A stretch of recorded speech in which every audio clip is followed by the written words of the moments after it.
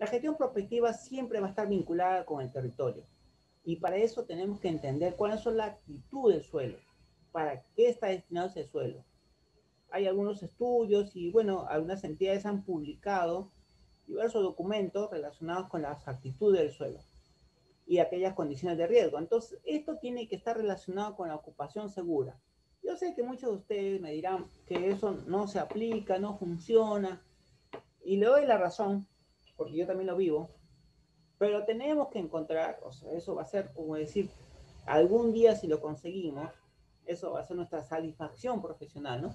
Tenemos que encontrar ese equilibrio, o nosotros apalancar ese equilibrio, lograr que la ocupación del territorio sea lo más segura posible. No existe la completa seguridad, puesto que en cualquier lugar que vayamos siempre va a existir riesgos. Y algunos son estrictamente geológicos, es decir, sabemos que el talud va a vencerse en algún momento y va a caer. Y entonces esas personas que están asentadas en el pie del talud van a ser afectadas. Pero tal vez ellas piensan que el momento que va a suceder está muy lejos.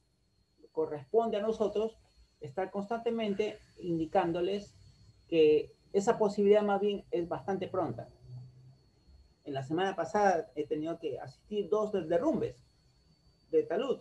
En algunos casos no afectó a nadie, en otros casos afectó a 3 hogares y con terrenos que se han perdido frutales, porque esas personas tenían 30 años viviendo ahí pensando que nunca iba a pasar nada, pero ya como en algún momento les puedo explicar, finalmente el talud venció por los pesos, por la consolidación del agua, por las lluvias, por el regadío, por muchos factores. Entonces finalmente cae y se acabó. O sea, todas tus esperanzas, todas tus ideas, todas tus inversiones, simplemente de la noche a la mañana las perdiste.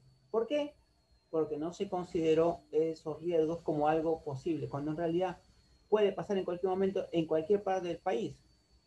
Parte de nuestra responsabilidad y del gobierno, del Estado, va a constituir en que cada vez estemos monitoreando más todos estos espacios. No es simplemente declarar una zona zonificada y ahí quedó, ¿no? Eso es constantemente monitorear, ampliar esa zona, reducirla, es parte del trabajo. Y para eso tenemos que desarrollar algunos incentivos, ¿no?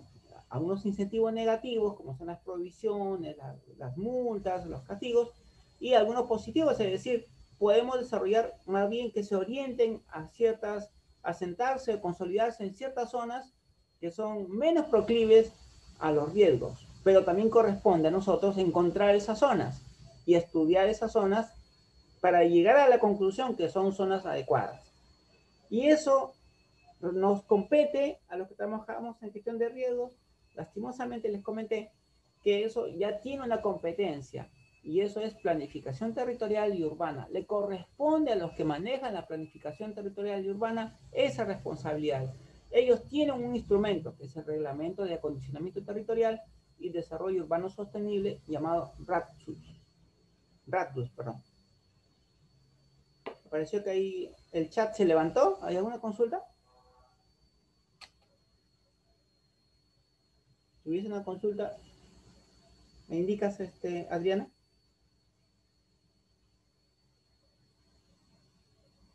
No, muy bien. Entonces, desde hace mucho tiempo ya hay muchas declaraciones de emergencia. En el 2017 hubo casi todo el país. Y bueno, ya sabemos más o menos el perfil de una persona vulnerable, ¿no? Generalmente es una persona en pobreza, pobreza extrema, que tiene más de una necesidad insatisfecha. Son parte de bajo índice de desarrollo sostenible. Y ahora eso dicen los estudios, ¿no? Los resultados nos van diciendo que a raíz de la pandemia se ha ampliado y cada vez hay más personas en esa situación. Y, no, y tal vez hasta nosotros estemos también en esa situación, al borde. Bueno, pero hay quienes están extremadamente mal y son empujados a vivir en lugares inseguros, con condiciones muy duras, ¿no? Mucha precariedad. Bueno, eso puede cambiar. La gran pregunta que ustedes pueden hacerse es, ¿eso puede cambiar? ¿Nosotros podemos influir de alguna manera en eso? Directamente no, pero indirectamente sí podemos. Y eso es porque nace o la base de esa situación está en el proyecto que se está trabajando, en el proyecto de ley de ordenamiento territorial, pero antes que venga la ley, con el nuevo gobierno, tal vez venga o tal vez no venga, pero lo que sí existe es el reglamento de acondicionamiento territorial y desarrollo urbano sostenible, que están muy relacionados. ¿Qué significa esto? Miren, acondicionamiento territorial es la ocupación racional y uso planificado del territorio a razón de la organización físico-espacial de las actividades humanas. Es decir, aquí lo que busca es qué se puede desarrollar en el territorio. ¿Qué? Pero a gran nivel, ¿no? Y a poca escala, el desarrollo territorial urbano es un proceso de carácter técnico, político y social muy parecido a lo que nosotros hacemos, pero está relacionado a la cantidad de población, al número de pobladores, y en base a eso ha desarrollado ciertos instrumentos. Por ejemplo, ellos tienen planes, tienen el plan de acondicionamiento territorial llamado PAT y tienen los planes de desarrollo urbano. El plan de acondicionamiento territorial corresponde a grandes espacios, provincias, cuencas o incluso la parte litoral. Pero los planes de desarrollo urbano ya están relacionados con una metrópoli. Se le dice metrópoli a aquel conglomerado donde son más de 500.000 habitantes, más de medio millón. Es un sitio que hay más de medio millón de habitantes. Entonces ahí se aplica un plan de desarrollo metropolitano. Pero si no tiene esa cantidad, si tiene menos, entonces se aplica un plan de desarrollo urbano para ciudades que van desde 5.000 habitantes hasta 500.000. O sea, no tiene medio millón de habitantes, pero tiene 200.000, no, aplicas un plan de desarrollo urbano. Igual a los que tienen 6.000, poquitas personas, igual un plan de desarrollo urbano. Y aquellos que tienen menos de 5.000 habitantes, ahí se aplica un esquema de ordenamiento urbano.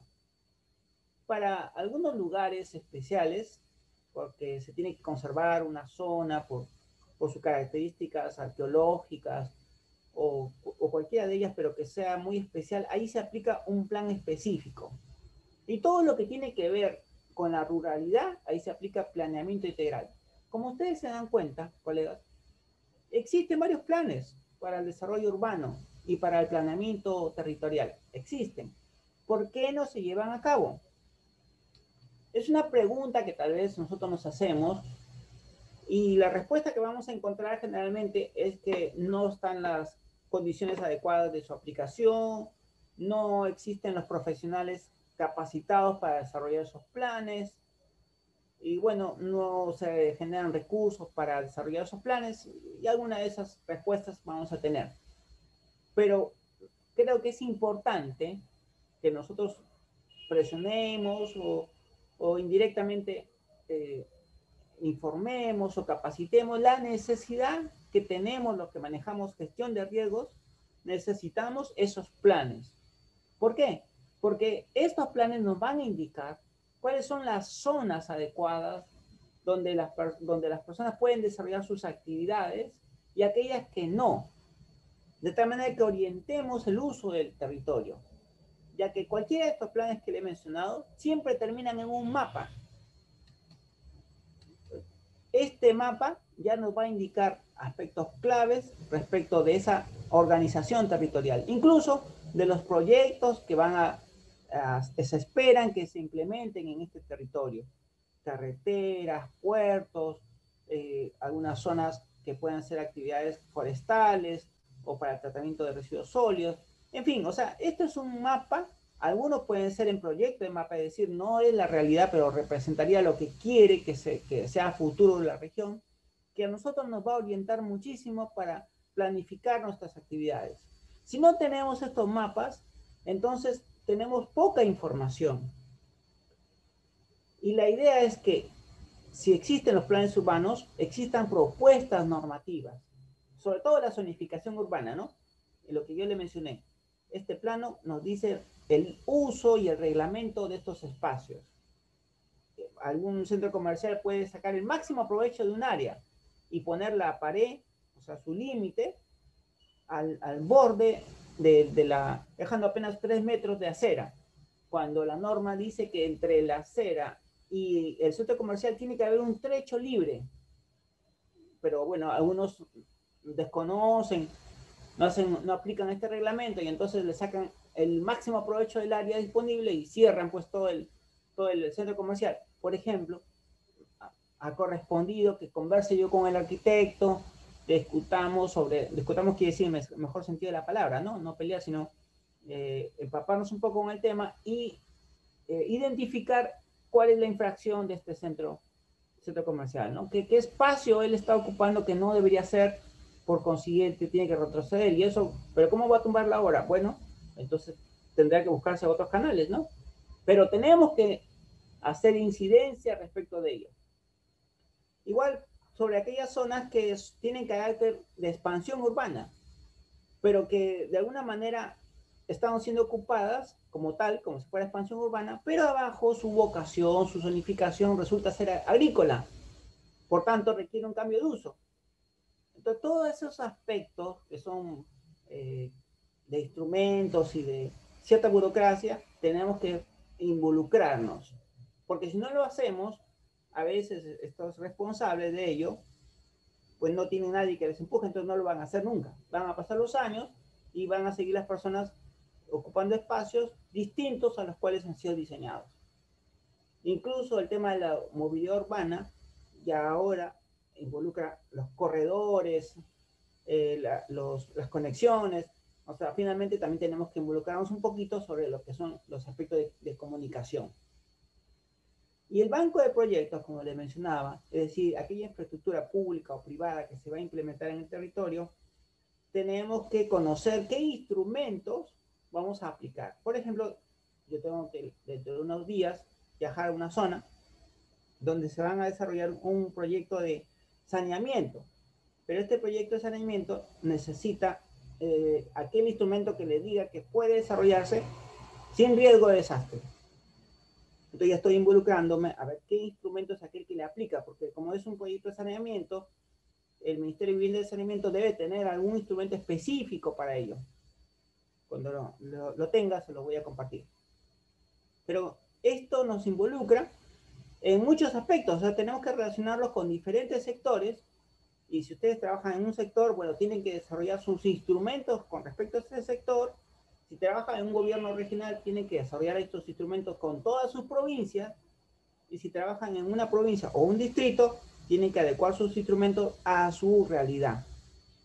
Entonces resulta ser un poco a veces abrumador este trabajo, pero en la medida que a ustedes les guste y estén en este espacio con el afán de aprender cada vez más, pues también tienen su parte buena, ¿no? Van fortaleciendo sus competencias.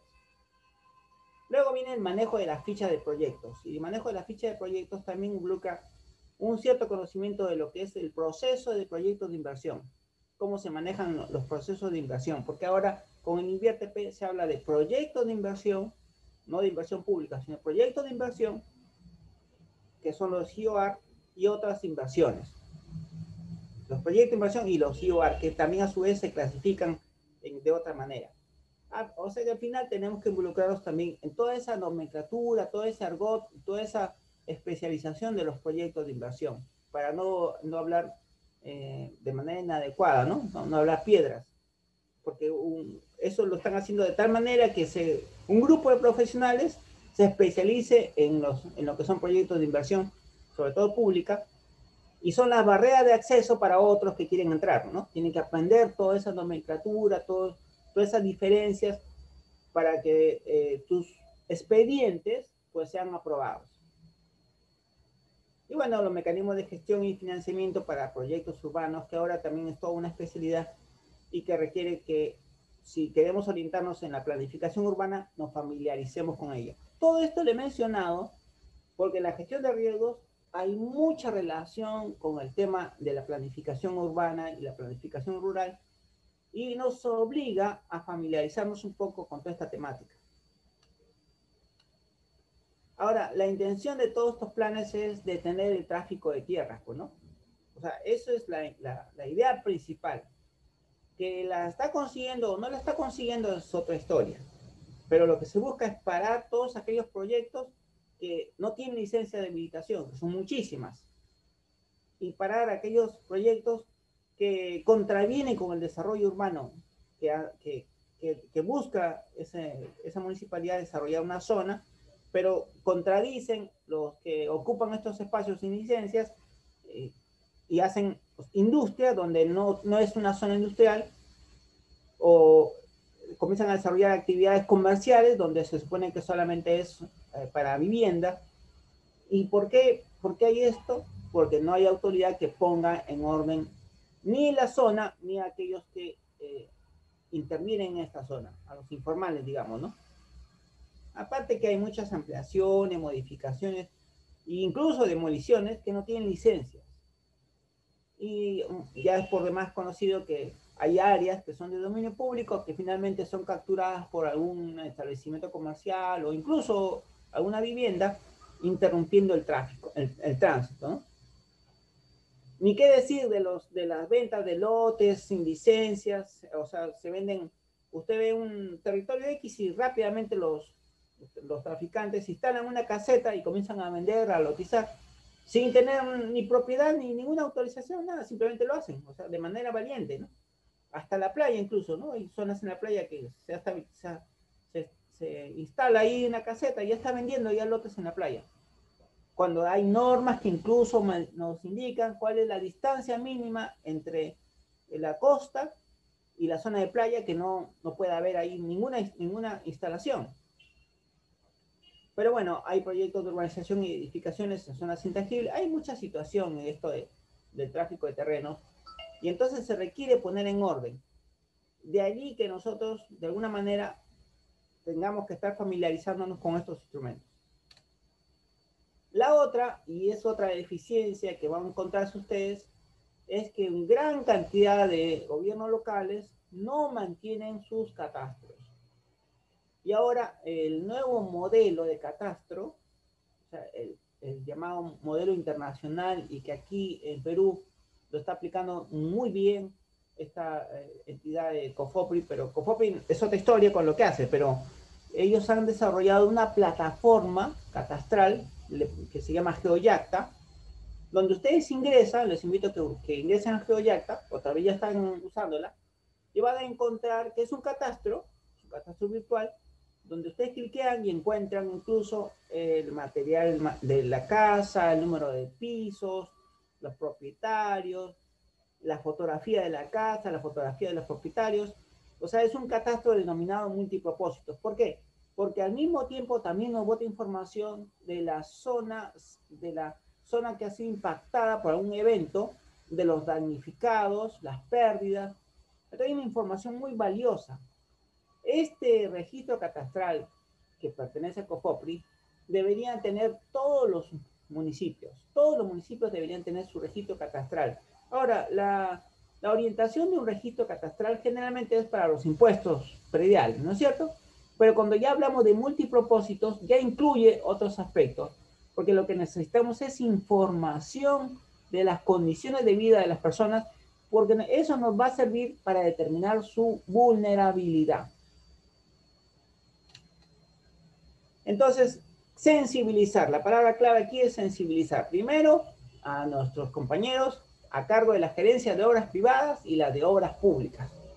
La de obras privadas tenemos que identificar al subgerente de catastro, al subgerente de desarrollo urbano, hacer reuniones, trabajar con ellos y promover la generación de un suelo saludable, seguro, de la mano con ellos, ¿no? Y al mismo tiempo hacer un poquito de presión para que se realice la fiscalización y se inicien los procedimientos administrativos cuando constituyen, cuando sean necesarios. En algún momento puede presentarse cierto temor de estos funcionarios porque no quieren ir contra la población, tienen miedo pues que represalias, ¿no? O sea, les pueden hasta hacer daño físico, su integridad de su vida puede estar en juego. Es cierto, pero nosotros en toda entidad tenemos un procurador. Entonces lo que nosotros tenemos que hacer es desarrollar el expediente técnico, la información y entregársela al procurador. Bueno, él también va a correr ese riesgo. Pero son las funciones que tenemos que cumplir. Porque si nos hacemos, no vemos, nos tapamos los ojos, no vemos, no actuamos, pues estamos incurriendo en una inconducta funcional. Igual sucede con el desarrollo urbano, ¿no? El desarrollo urbano tiene que hacer uso de su capacidad de demolición. Así tienen aquello que es informal o es ilegal, hay que demolerlo o hay que aplicar la función coactiva de alguna manera. Y en el caso de las obras públicas, aquí tenemos que trabajar mucho con la parte de topografía. ¿Sí? No todos nuestros colegas que hacen topografía cumplen con ciertos estándares, igual con el banco proyectos. Ese banco proyectos tiene que ser reconfigurado porque muchas veces esos proyectos no son viables en aquellas zonas y hay que cumplir con algunos procedimientos administrativos que involucran la gestión de riesgos. Entonces, estas dos gerencias, creo yo, son clave en nuestra gestión. Ahora, es importante esto de los temas de los términos de intangibles, inalienables y prescriptibles. Mire, el artículo 73 de la Constitución habla de dominio público, pero no dice que el dominio público es intangible, o sea que no se puede tocar, ¿no? Y sobre todo el tema de los parques, porque había mucho problema con el tema de los parques. Por eso salió una ley, ¿no? La ley de 29664. Este es fácil de identificar porque se acuerdan que la ley de gestión de riesgos es la 29664, ¿no? Le cambian el 9 al revés y vota 26664. Y esa es la ley de parques. Entonces, los parques ahora ya tienen condición de intangibles. Intangibles, entonces no se pueden, no, usted no puede habitar, no puede ubicarse, no puede construir en un parque. Porque hay muchos casos actualmente que sucede eso. Y la parte de inalienable, es decir, que no se puede vender, no pueden ser comercializados, y además que son imprescriptibles, o sea, por más que usted esté todo el tiempo que quiera ahí, no significa que llegado unos 10 años ya puede usted aplicar para propiedad. O sea, esas normas le dan la garantía a todos los espacios que no tienen propiedad, porque ustedes saben que todos los espacios en todo el territorio nacional que no tiene propiedad, automáticamente es del Estado.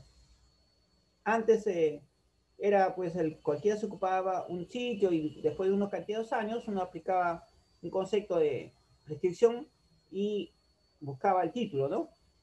Pero ya se entiende que ahora todos los espacios que no tienen propiedad en registro público son del Estado, automáticamente. Y lo maneja la Superintendencia de Bienes Nacionales.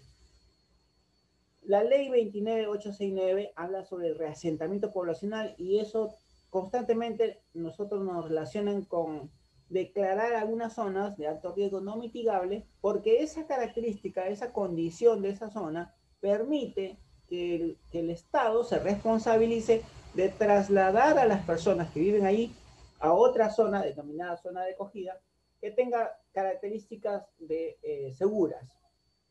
Bueno, entonces tenemos que hacer mapas y catastros y hacer estudios a fin de determinar que esa zona debe declararse zona de muy alto riesgo no mitigable. Nosotros con nuestro estudio de EVAR lo que hacemos es sustentar para que eso sea declarado zona de alto riesgo no mitigable.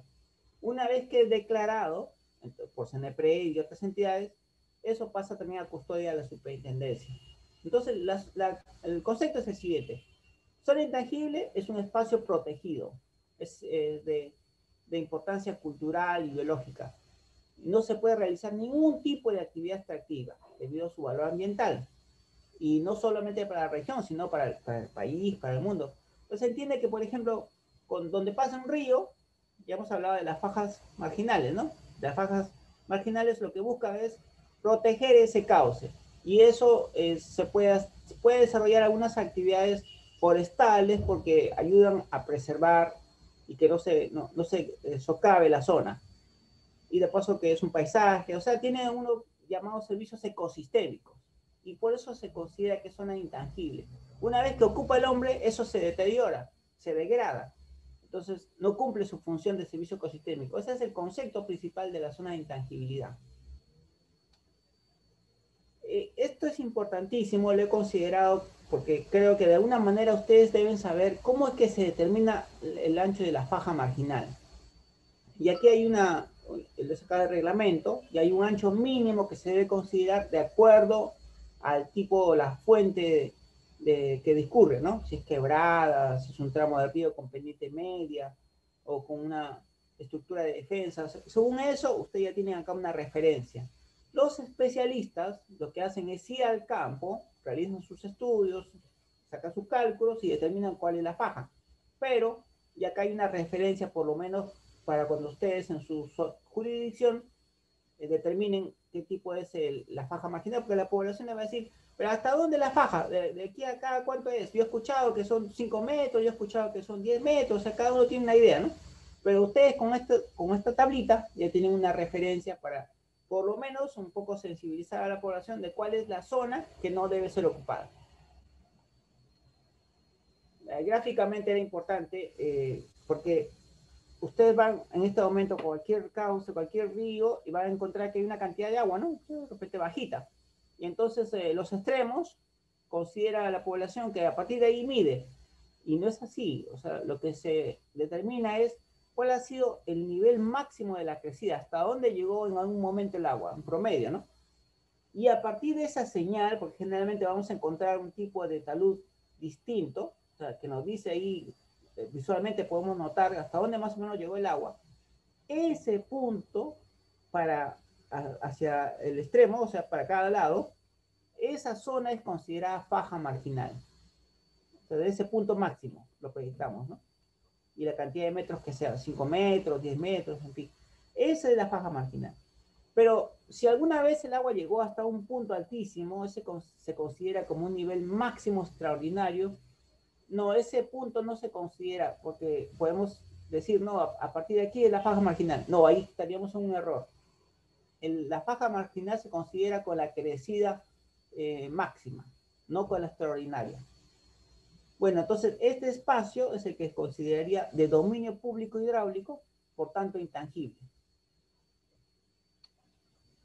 Pero aquí viene la contradicción. Bueno, ustedes saben que COFOPRI da título de propiedad, ¿no es cierto? Y se entendía que hasta el 2004 todos los que habían presentado sus expedientes, que habitaban en asociaciones, en asentamientos humanos, de manera informal y precaria, bueno, tenían derecho a acceder al título de propiedad. Eso es una situación que, bueno, se creó en algún momento y tuvo alguna oposición. Registros públicos, por ejemplo, hasta ahora pues, no reconoce estos títulos porque se dice que son ellos los que otorgan la titularidad y no COFOPRI, pero bueno, somos peito gringo, digo yo. El asunto es que ahora COFOPRI dice que va a titular a todos a través de una norma, una ley salió hace poco. Entonces todos los que han presentado sus expedientes que demuestren que viven allí hasta el 31 de diciembre de 2015, a todos ellos los va a titular. Eso es lo último que nos dejó el presidente Vizcarra antes de irse. Bueno, ya entonces, ¿qué sucedió con eso? Inmediatamente comenzaron las invasiones. Bueno, ustedes recordarán hace poquito el denominado lomo de Corvina, que aparecieron unas familias y se colocaron, porque la idea es que si COFOPRI comienza a titular, lo más probable es que dentro de un tiempo vuelva también a aplicar un mayor alcance, ya no sea hasta el 2015, sino pues de repente hasta 2025, ¿no? Esa es la esperanza de estas personas, ¿no? Yo me instalo, no importa, precariamente, en algún momento COFOPRI me titulará. Entonces, aquí surge la contradicción porque la política nacional de gestión de riesgo justamente critica este tipo de acciones. Pero el mismo Estado, a través del gobierno de turno, saca una ley facultando la titulación de la precariedad. Esto es un San Benito, ¿no? Entonces, trabajamos y de repente todo eso se echa a perder y finalmente terminamos siendo las malas, los malos. ¿Cómo vamos a solucionar esto? Pues yo en este sentido sí soy un poco pesimista. Yo me imagino que ahora con la situación del nuevo gobierno, no creo que estas cosas se pongan rígidas, sino más bien tal vez sean incluso más flexibles. Así que debemos enfrentar en los próximos meses posiblemente una avalancha de nuevas instalaciones en lugares inadecuados. Por consiguiente, tenemos que desarrollar otras herramientas para atender a esta población. Creo que en mi caso me parece que va a ser así.